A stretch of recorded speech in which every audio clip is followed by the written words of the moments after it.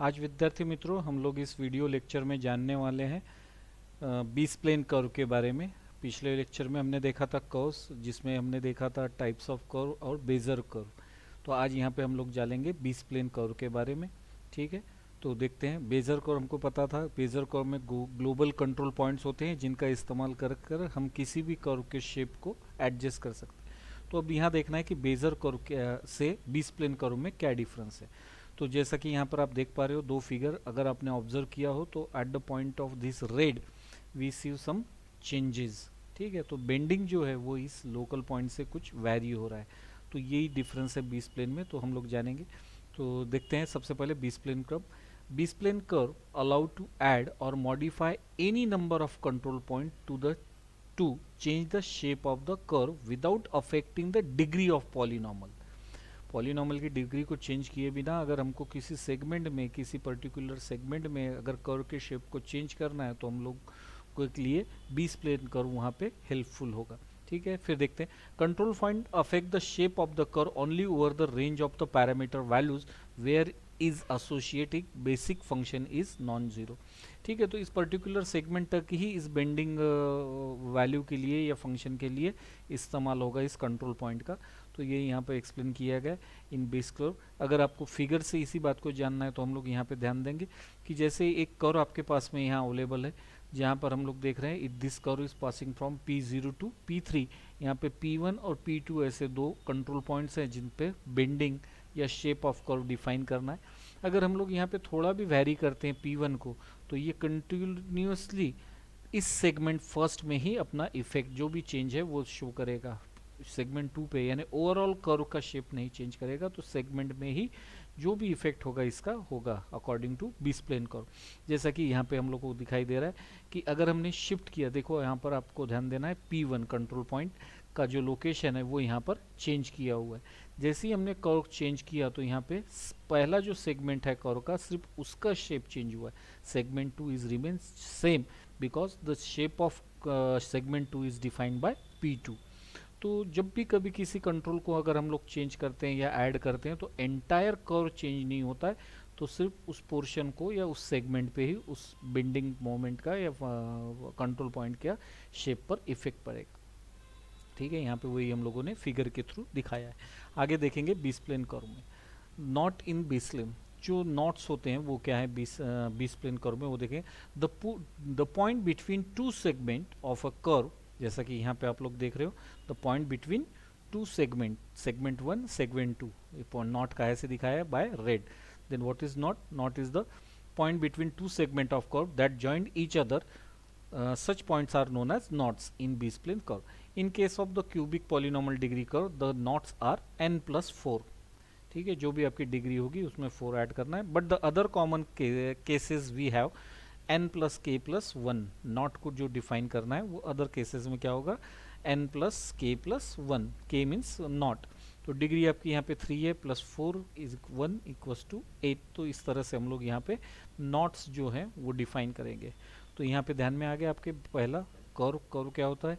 Any smooth line which drawn between 2 points having some bending and change in direction without any sharp point, उसको हम लोग curve बोलेंगे। Badger curve में भी हमने कंट्रोल पॉइंट्स को देखा था, लेकिन वहाँ पे जब कभी भी कंट्रोल पॉइंट को, किसी भी एक कंट्रोल पॉइंट को हम लोग शिफ्ट करते हैं तो ओवरऑल कर्व का शेप चेंज होता है। लेकिन बी स्प्लेन कर्व उसी की जगह इस्तेमाल किया गया है। यहाँ पे जो भी चेंजेस होंगे वो लोकली होंगे, इसलिए यहाँ पर जो कंट्रोल पॉइंट्स है वो सारे के सारे क्या होते हैं? Local control points. तो यहाँ पे आपका जो कर्व है वो अलग अलग सेगमेंट में डिवाइड होता है, जैसा सेगमेंट 1 और 2 आप लोग यहाँ देख पा रहे हो। और यहाँ पे जो रेड कलर से पॉइंट दिखा है इसको हम लोग बोलेंगे नॉट। अब इस नॉट का क्या पर्पज है? It use to join two different segment. ठीक है, यहाँ पे और अगर कोई भी मूवमेंट हम लोग करते हैं, पोजीशन में चेंज करते हैं किसी एक पॉइंट पे, जैसा कि यहाँ पे हम लोग देख रहे हैं कि P कंट्रोल पॉइंट को थोड़ा शिफ्ट किया गया है टूवर्ड्स, ठीक है, लेफ्ट साइड। तो यहाँ पे कर्व का बेंडिंग भी आपका चेंज हो चुका है, और ये चेंज जो है बेंडिंग का आपको कहाँ पे दिख रहा है? सेगमेंट 1 पे ही, सेगमेंट 2 में नहीं हो रहा है। ठीक है, तो ये आपका हुआ बेजर कर्व, और ये हुई ऑल अबाउट द नॉट्स। तो नॉट्स के अकॉर्डिंग भी आपके जो 3 अलग अलग टाइप पढ़ते हैं वेक्टर्स नॉट्स, वो किस तरह से? Uniform, open and non uniform. तो इस तरह के 3 नॉट वेक्टर्स भी आपके पास में बेजर कर्व में होते हैं, बी स्प्लेन कर्व में होते हैं। ठीक है, तो प्रॉपर्टीज़ भी थोड़ा देख लेंगे, एडवांटेज हम लोग यहाँ पे चेक कर लेंगे। B spline having the advantage over Bezier spline, तो किस तरह का है। The degree of B spline polynomial can be set independently of the number of control points. B-spline allow local control over the shape of the special line curve or surfaces. एक limitation है लेकिन B spline का, और यहाँ पे complexity, the complexity of B spline curve is more than Bezier. जो भी code में इसका कम है कंप्यूटेशन में, यहाँ पे हमको कॉम्प्लेक्सिटी ज़्यादा मिलने वाली। तो जो जनरल इक्वेशन है बी स्प्लेन कर्व का वो हम लोग यहाँ पे देखेंगे। We can write the general expression for calculation of coordinate position along a B spline curve in a bending function. तो उसका जो फार्मूला है वो कुछ इस तरह से है, Q of T is equals to I to N ranging from I to N P of I N of I K T. ठीक है, तो ये आपका basic function of B spline curve है। कुछ प्रॉपर्टीज जो यहाँ पर हम लोग देखेंगे of B spline curve. The polynomial curve follow, degree जो है आपकी उसकी d-1 c to the power d-1 and c to the power d-2 is the connectivity over the range of u। जो भी आपके पॉइंट्स है, सैम्पलिंग पॉइंट्स है, knots हैं, उनके ऊपर की जो आपकी कनेक्टिविटी होगी वो यहाँ पे मेंशन किया। फॉर n+1 कंट्रोल पॉइंट्स, अगर आपके बी स्प्लेन में है n कंट्रोल पॉइंट्स, तो for n+1 control point the curve is describe with the n+1 blending function. तीसरी प्रॉपर्टी है each blending function is defined over the same interval of the total range of u starting at the knot uk। ठीक है, तो blending function कहाँ define होगा और उस कहाँ से शुरू होगा वो यहाँ पर मेंशन किया गया है, और वो एज अ प्रॉपर्टी यहाँ पर बी स्प्लेन में दिखाई गई। The range of the parameter u is divided into n plus d, d is degree, सब interval by the n plus d plus 1 value specified in the not vector. ठीक है, तो यहाँ पर ये कुछ प्रॉपर्टीज हमने देखी बी स्प्लेन कर्व की। जैसा कि हमने देखा था बेजर कर्व में भी 3 टाइप है, उसी तरह से बी स्प्लेन कर्व के 2 अलग अलग टाइप है, यूनिफॉर्म एंड क्यूबिक। यूनिफॉर्म में क्या होगा, जो भी इंटरवल होगा आपका नॉट्स के बीच में, जैसा कि आप लोग देख पा रहे हो आपके स्क्रीन पे लेफ्ट हैंड साइड पे, जो भी इंटरवल्स है 0 to 1 t के इंटरवल्स यहाँ पे क्या होंगे, इक्वल। ठीक है, यहाँ पे आप लोग देख सकते हो 2, यहाँ पे भी डिफरेंस 2 का है, 2 2 2। तो इंटरवल अगर आपके यूनिफॉर्म्स है तो यहाँ पे हम उसको बोलेंगे यूनिफॉर्म बी स्प्लेन कर्व, और अगर वो नॉन यूनिफॉर्म है तो उसको हम लोग बोलेंगे क्यूबिक और Padraig.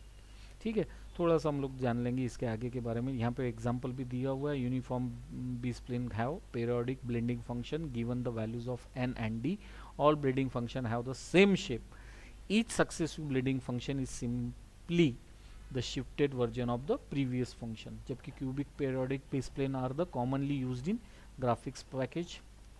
a closed curve can be generated in sections cyclically। ठीक है, तो for cubic d is equals to 4 degree वहाँ पे, where each blending function span is sub interval of the total range of 4।